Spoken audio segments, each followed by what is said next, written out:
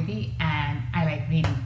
So this is my safe space where I'll be talking about my reading journey and my reading experiences.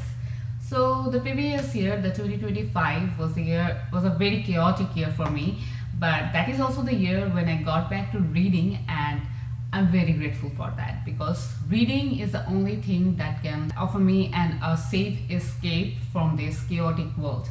So this year, the year 2026, I have two reading goals for myself. I normally don't set reading goals for myself because it feels very overwhelming for me, but this year I have two goals, and the first one is to read more critically, and that's why I have started to track my reading. I try to do more research, and also I try to keep notes about my favorite quotes and also my favorite topic that I found out by reading some book. And I hope I can continue this thing because this is a tiring thing, but I hope I can continue this thing by the end of this year and I can continue this ahead in my life. And the second goal that I have for myself is this to document my reading journey. I'm doing this because I feel like this is going to be like a reading diary for me that I can go back to, and I'll always feel grateful for this. So I hope I can continue to do this by the end of 2026, and I hope you guys will also enjoy me talking about the books. So welcome. So now let's talk about books, the books of 2026. So the first book that I started in 2026 is a pretty large book. It has like 600 pages and the fonts are very tiny. So I'm like 47% into that. But the second book that I started this year is Antimatter Blues by Edward Ashton. Yeah, Antimatter Blues by Edward Ashton. I finished, this is my second book that I started, but I finished this first. And let me tell you a bit about how I started to read this book, how I came to know about this book. So the last year, me and my husband, we saw a movie, Mickey 7, I think Mickey 7, that is like a sci-fi, a little bit quirky, a movie that's really awesome that you should watch. And after that, I heard that this is an adaptation from a book. So I wanted to read that book, but then I came to know that it has a sequel too. That book has a sequel.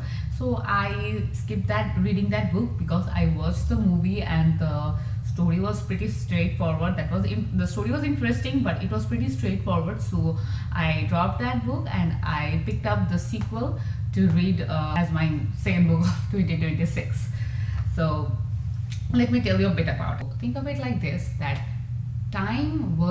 what if dying was literally a part of your job, and even quitting was not an option, and even quitting didn't even matter. Okay, so this is the nightmare setup of Antimatter Blues, the sequel of Mickey 7. So this story follows Mickey Burns, who is an expendable. That means his job is to die over and over again so that other people doesn't have to. But right now he is retired. How the previous book Mickey 7 ended, at the end of the book, Mickey was retired and the expendable program was terminated. So right now he is retired. He is living a very quiet life in the frozen planet of Niflheim, and he's raising rabbits and he's minding his own business. But unfortunately, the planet, the universe didn't care about his retirement plans. So right now the colony is running out of antimatter, winter is coming, and there's a talk about a powerful bomb that is powerful enough to wipe out everything. And even worse, the aliens living underground Niflheim, which are known as the Creepers, they might have it. So one thing led to another, and naturally Mickey gets dragged back into the shithole again. Negotiation with the aliens, morally questionable leadership, and at the end of everything, everyone just quietly agrees that yeah, let's send Mickey again. So what makes this story more fun is actually Mickey himself. He is very funny, he is very sarcastic, but at the same time he is very tired. He is painfully self-aware, and and he's just done with being humanity's backup plan. So after he got sent to the emergency situation again, because he's the only person who has the experience of dealing with such impossible situations, him along with Nasha, they actually went to the Creepers tunnel to negotiate with them, and that's when they realized that the Creepers aren't mindless creatures at all. They are very intelligent, and they are very cautious, and they are also very suspicious of the humans. So the communication was very tense. There were misunderstandings, there were fear, and also there were a very tragic and violent history between these two species. In the end, the immediate disaster was actually avoided, but Mickey, in the final scenes, Mickey actually reflects on how he feels being unexpendable, because everyone just uses him when there is a crisis. That's when they remember him, they uses him, they just throws him into some impossible situations. They don't care about him. So that was really sad. That was actually very sad. So this year I'm doing this thing that after reading a book, I'm actually jotting down why I like that book, or why I would suggest this book to someone else, and what kind of book it was. So I want to read something to you from that note, so that you get a clear idea about what type of book it is actually. So this book mixes high stakes sci-fi tension with dry humor, awkward conversations with aliens, and some surprisingly emotional moments about identity and sacrifice. What really sells this book is the vibe.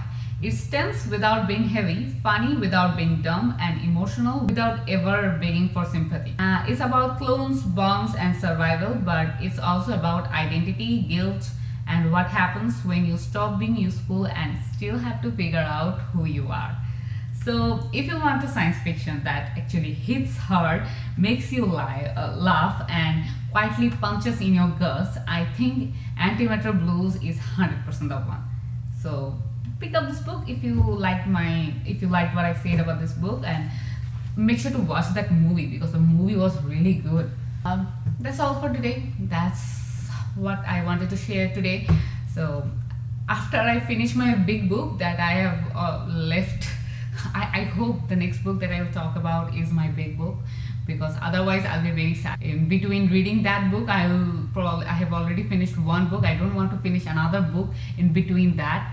So let's hope for the best, and goodbye.